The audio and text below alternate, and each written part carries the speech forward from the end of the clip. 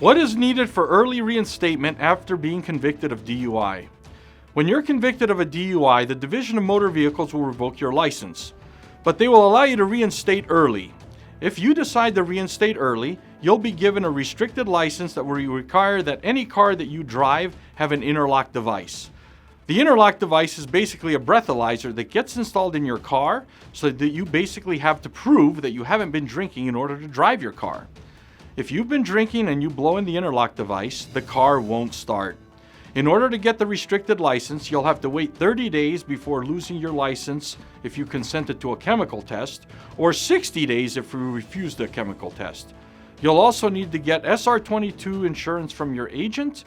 You'll need to get an interlock device installed in your car, start alcohol classes, and pay the reinstatement fee. If you've been charged with a DUI, don't go at it alone. Call us at the number listed below or the website. Thanks.